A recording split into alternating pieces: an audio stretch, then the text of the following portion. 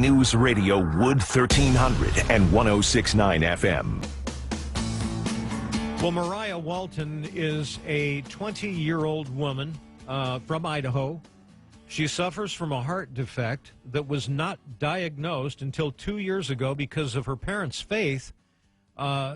She was prevented from seeing a doctor. Mariah's parents are Mormon but practice beliefs out of step with the mainstream church, solely relying on prayer and rejecting medical care.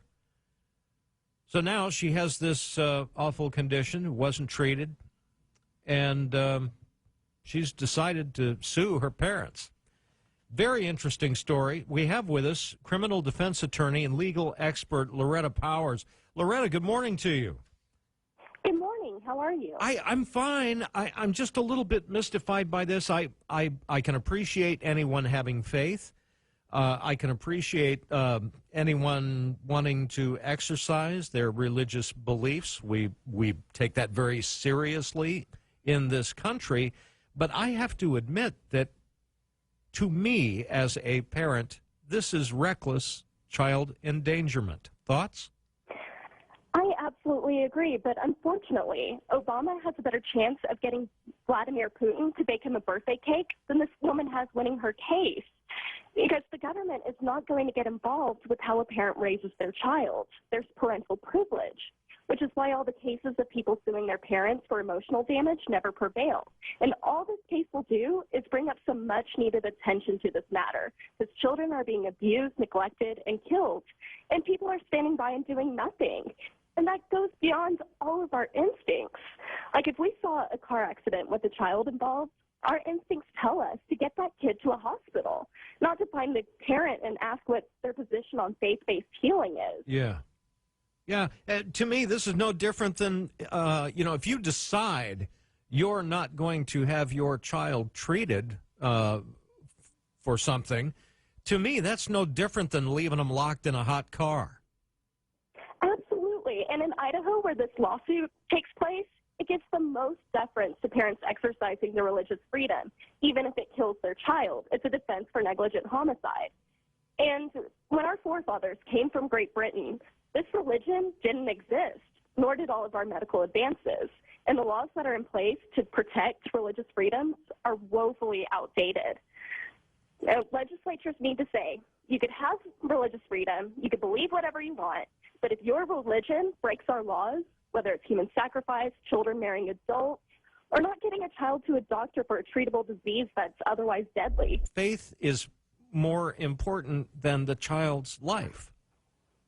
Absolutely. And, these lawmakers, they truly believe that people should act as independently as they desire, even if it results in harming children.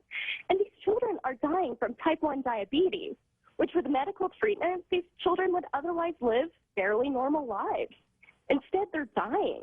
And I'm the last person in the world that wants my government to be involved in my day-to-day life. But when it comes to protecting those that cannot protect themselves, the government must step in and be a voice for the helpless. Well, she has come forward in the hopes of bringing enough attention to this that it might help children in the future. That's my understanding. It's really too late for her. She thinks if my parents would have taken me to a hospital, maybe then I wouldn't be in so much pain.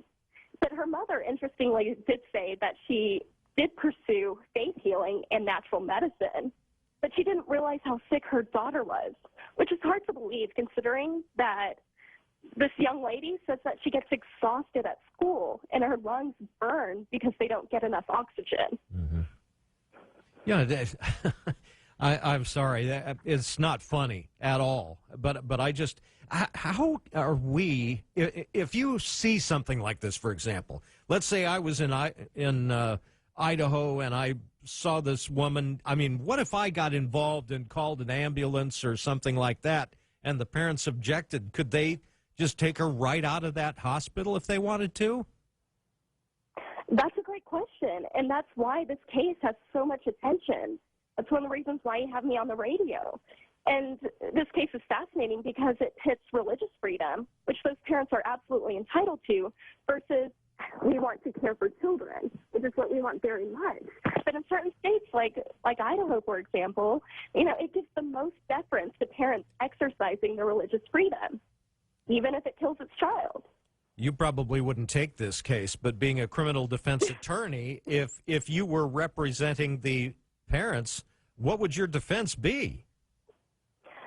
I would say that they didn't know any better, that they thought that they were doing the best they could as her parents by believing in this faith. I mean, the Bible says if you have the faith of a mustard seed, then you can move this mountain from here to here. And by taking her to the hospital, it shows a lack of faith according to their religion, because illness is an illusion, they think. Whoa. In this day, that's no different than being a flat earther. You know what I mean? You have to acknowledge that technology has moved forward at a rapid pace over the last century. And if that technology can help save the life of your child, that you must take advantage of the resources available to you. Having been in that position, I find this incomprehensible. Absolutely.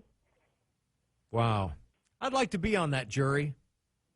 I would love to be on that. I'm sure you would. I would never get picked to be on that jury, but I would love to be on that jury. We'll be watching. This is an interesting case. And, boy, how primitive. How primitive. Hey, have all the faith you want. Pray all you want. But don't intentionally harm your children by denying them necessary medical care. That's just awful. Loretta, thank you very much for joining us today. I appreciate it. My pleasure. Very much. Thank you. Loretta Powers, legal expert and criminal defense attorney.